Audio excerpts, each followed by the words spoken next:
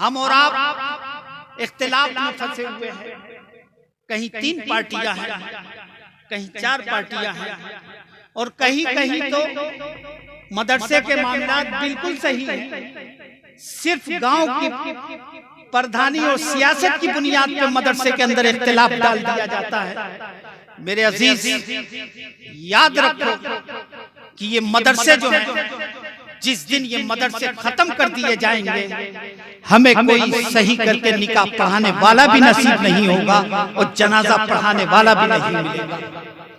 इसलिए कह रहा हूं कि इन इदारों की हिफाजत कीजिए। एक बात मैं बताना चाहता हूं, हम तो इख्तिलाफात में फंसे हुए हैं, इख्तिलाफात में पड़े हुए हैं, एक दूसरे की टांग खींचने में पड़े हैं। अरे जो काम करना है कर रहा है उसे करने दीजिए, उसका मामला जो भी हो वो अल्लाह उसका हिसाब लेगा। तो आप आगे बढ़ने तो दीजिए, कंधे से कंधा मिला के तो चलिए। हम इख्तिलाफात में पड़े हुए हैं, हम जो है जिम्मेदारों का बैकग्राउंड खंगालने में पड़े हुए हैं, हम जिम्मेदारों के फिक्र करे हुए हैं कि इनका मुस्तकबिल माजी कैसा था, इन्होंने कैसे जिंदगी गुजारी है। लेकिन हमारे मुखालिफिन हमारे इख्तिलाफात को नहीं देख रहे हैं, बल्कि वो हमारे मदरसों की तारीख को पढ़ रहे हैं, मदरसे के माजी को खंगाल रहे हैं कि इन मदरसों का माजी क्या है, इन मदरसों की तारीख क्या है। तो इन तारीख में उन्हें एक तारीख मिलती है, और मैं तो ये कहता हूँ इसीलिए जहन बनाया जा रहा है कि मदरसों को बंद किया जाए, क्योंकि उन्हें ये तारीख मालूम है। हम तो इख्तिलाफात में फंसकर अपने मदरसों की तारीख भूल चुके, लेकिन उन्हें वो तारीख मालूम है और वो जानते हैं कि इसी मदरसे की चटाई पर बैठकर काल अल्लाह और काल रसूल की सदा लगाने वाला ही था जिसने जामा मस्जिद की दहलीज पे खड़े होकर जिहाद का नारा दिया था, और उसी जिहाद के नारे की वजह से हिंदुस्तान आजाद हुआ था। वो कोई और नहीं था, वो हज़रत अल्लामा फजले हक हैदराबादी की ज़ात मुक़द्दस, सुभान अल्लाह, सुभान अल्लाह, अल्लामा फजले हक हैदराबादी की ज़ात थी। हज़रत मौलाना काफी मुरादाबादी थे, अल्लामा मुफ्ती इनायत जैसी शख्सियतें थी। तो दुश्मन ये चाहता है कि कहीं फिर कोई ऐसा इनकलाबी शख्स इन मदरसों से पैदा ना हो जाए, इसलिए मदरसों को मिटा दिया जाए ताकि इनका इनकलाब ही ये दुश्मन की चाल है। लेकिन हम अपने में फंसे हुए हैं, अपने इख्तिलाफात में फंसे हुए हैं।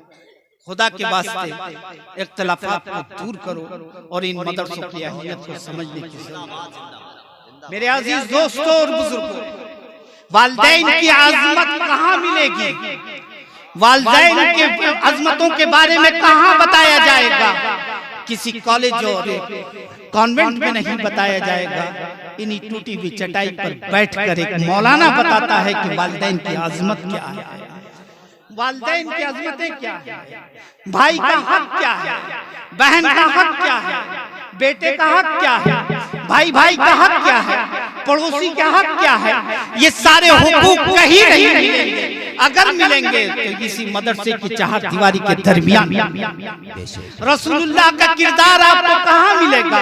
रसूल पाक का अखलाक कहाँ मिलेगा? रसूल पाक की सीरत कहाँ मिलेगी? खुलफाए राशिदीन की तारीख कहाँ मिलेगी? उनकी सुबह शाम कहाँ मिलेगी? शोहदाए करबला की सुबह शाम कहाँ मिलेगी?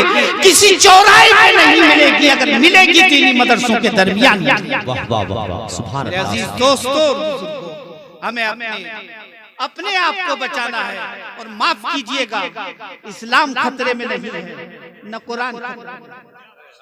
मैं आपसे कह रहा हूँ, इस्लाम खतरे में नहीं है और न कुरान खतरे में है।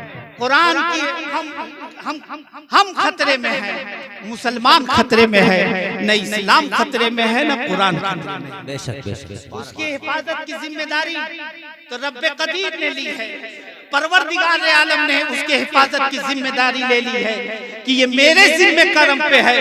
जिसकी हिफाजत की जिम्मेदारी रब ने ले ली, उसे न कोई मिटा सकता है, न कयामत तक कोई मिटा सकता है। बचना है तो हमें अपने आप को बचाना है। अगर हमें अपने आप को बचाना है तो कुरान के दामन में आना होगा और कुरान तालीम इन्हीं मदरसों के चार दीवारी में दी। सुभान अल्लाह, सुभान अल्लाह, अल्लाहु अकबर, या रसूल अल्लाह। जिंदाबाद जिंदाबाद जिंदाबाद जिंदाबाद जिंदाबाद जिंदाबाद, अल्लाहु अकबर, या रसूल अल्लाह। मेरे दोस्तों, मेरे दादा जान सरकार हुजूर हाफिज़ मिल्लत फरमाया कि जिन इलाकों में मदरसे नहीं वहां बदमजहबियत फैलने का खतरा ज्यादा है, और जिन इलाकों में मदरसे हैं वो इलाके बदमजहबियत से महफूज हैं। इसका मतलब है कि ये हमारे अमल की भी हिफाजत करते हैं, हमारे ईमान की भी हिफाजत करते हैं। तो इन मदरसों से मोहब्बत की जाए, लगाव रखें, ताल्लुक रखें, इनको तरक्की दें और तरक्की दें। परवरदिगार आलम इनकी आप खिदमत करेंगे तो रब कदीर की रहमतें आपकी तरफ मुतवज्जे होंगी। अगर इसमें आप 1 रुपया लगाएंगे तो परवरदिगार आलम की जात पे यकीन करते हुए कि अगर हम 1 खर्च करेंगे तो रब कदीर उसके बदले में हमें 10 गुना अता फरमाएगा। मैंने तो एक जगह एक बुजुर्ग के हवाले से पढ़ा था, वो फरमाते हैं कि ये सही है, 1 के बदले 10 गुना देता है, लेकिन अगर खुलूसुलिल्लाहियत का उसमें और इजाफा करके दिया जाए, करते रहे तो 1 के बदले में परवरदिगार 500 से 700 गुना ज्यादा। लेकिन दिल की गहराइयों से ताउल करना होगा। एक वाकया सुनाता हूँ फिर क्योंकि मुझे अभी कहीं जाना है, इसलिए बस एक वाकया, फिर आप सोहराब में बैठे हुए उनसे सुनिएगा खूब, जितना जी चाहे। हजरत राबिया बसरी, राबिया बसरी का नाम सुना है? ये बहुत बड़ी वलिया थी। राबिया बसरी के दरवाजे पे 4 मेहमान आ गए, और जब 4 मेहमान आ गए तो उनकी खादिमा नौकरानी दौड़ के आती है, कहती है मखदूमा 4 मेहमान आए हुए हैं, दोपहर का वक्त है और किचन में जो है कुछ भी नहीं है और खाना खिलाना है, क्या किया जाए? राबिया बसरी पूछती हैं, कहती हैं जरा फिर से देखो ना, जाके तलाशो, कुछ तो होगा। उसने कहा कुछ भी नहीं है खाने के लिए। राबिया बसरी फिर कहती हैं कि अच्छा एक बार और जाके तलाश। फिर जाती है। आप मेरी तरफ आप इधर देखिए, पागलों के बेस में निकला था मैं तन्हा, मगर मेरे पीछे सैकड़ों पागल नजर आने वाले। इधर देखिए मेरी तरफ। तो राबिया बसरी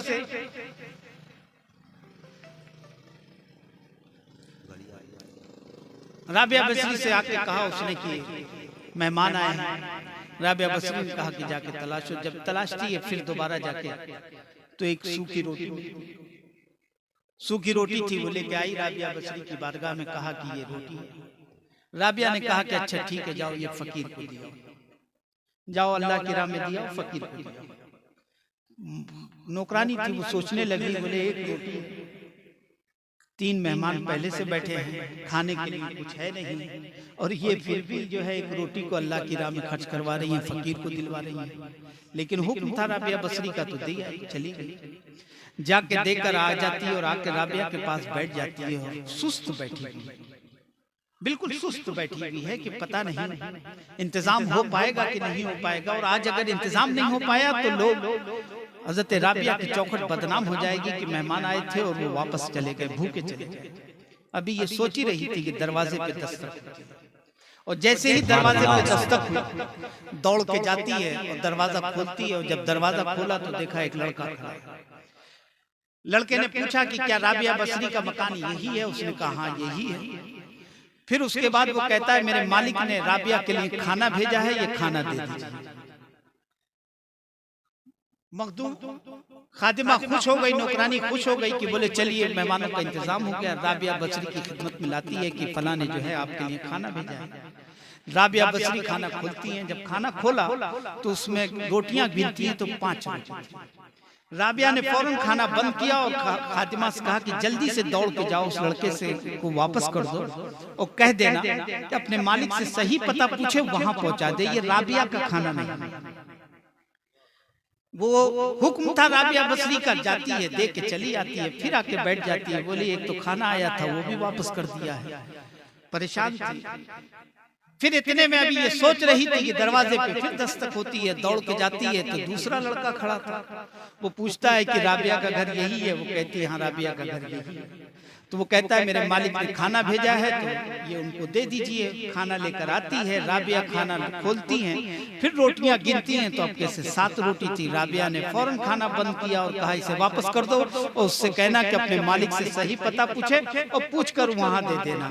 ये नौकरानी परेशान, एक तो खाना आया है, एक बार आया वापस कर दिया, दोबारा आया फिर वापस कर रही, पता नहीं तीसरी बार आएगा कि नहीं आएगा, इससे अच्छा तो मैं मेहमान को खिला देती। लेकिन हुक्म था राबिया बसरी का, मखदूमा का हुक्म था, जाती है वापस कर देती। आती है, बैठी है, सोच रही है पता नहीं अब आएगा कि नहीं आएगा, आएगा कि नहीं आएगा, यही सोचती रही कि तीसरी बार फिर दरवाजे पे दस्तक होती है। जब तीसरी बार दस्तक हुई तो फिर दौड़ के जाती है तो वहां तीसरा लड़का खड़ा था। वो कहता है कि क्या राबिया का मकान यही है? वो कहती है कि हाँ राबिया का मकान यही है। कहते हैं कि मेरे मालिक ने खाना भेजा, ये खाना उनको दे दीजिए। वो खाना लेकर राबिया बसरी की खिदमत में आती है। राबिया बसरी खाना खोलती है, जब खाना खोल कर देखती है, रोटियां गिनती हैं तो अब की बार 10 रोटियां थी। जब 10 रोटियां थी तो राबिया ने खाना को उठाया, बांधा और उस खातिमा से कहा कि जाओ मेहमानों को खाना खिला दो। वो खातिमा खड़ी हो गई, हाथ जोड़ के कहती है कि मखदूमा ये राज समझा दीजिए। पहले ने भी कहा था कि मेरे मालिक ने भेजा है, दूसरे ने भी कहा कि मेरे मालिक ने भेजा है, आपने खाना वापस कर दिया और तीसरे का आपने खाना ले लिया। ये राज मुझको समझा दीजिए वरना मैं जो हूँ या तो पागल हो जाऊंगी या मर जाऊंगी। ये राज समझा दीजिए। तब राबिया बसरी मुस्कुरा के कहती है अरे नादान, तुझे मालूम नहीं है कि मेरे रब ने मुझसे वादा किया है कि तू मेरी राह में 1 खर्च कर, उसके बदले में मैं तुझे 10 दूंगा। जब 5 आई थी तो मैंने कहा मेरा नहीं है, जब 7 रोटी आई तब भी मैंने कहा ये मेरा नहीं है, अब 10 आ गया है तो मुझे यकीन हो गया कि मेरे रब ने जो वादा किया था वो पूरा कर। जिंदाबाद जिंदाबाद जिंदाबाद, सुभान अल्लाह सुभान अल्लाह। लेकिन इस यकीन के साथ जब इन मदारिस की हम खिदमत करेंगे तो रब्बे कदीर की रहमतें जरूर हमारी तरफ मुतवज्जह। नारे तकबीर, नारे रिसालत, जलसे दस्तारबंदी, दारुल उलूम अज़ीज़िया कादरिया, नारे तकबीर, नारे रिसालत। मेरे अजीज दोस्तों, बुजुर्गों, फिर वही मैं आपसे गुजारिश करूंगा कि अपने इदारों से सच्ची मोहब्बत की जाए, अपने इदारों से सच्ची मोहब्बत की जाए, सच्चा लगाव रखा जाए, सच्चे ताल्लुक रखा जाए और इसकी खिदमत की जाए ताकि ये महफूज रहेंगे तो हम महफूज रहेंगे। दुआ है परवरदिगार आलम दारुल उलूम अज़ीज़िया कादरिया और हमारे जितने भी दीगर मदारिस हैं सबको इख्तिलाफात से महफूज फरमाए और सबको हिफाजत फरमाए। वमा अलैना इल्ला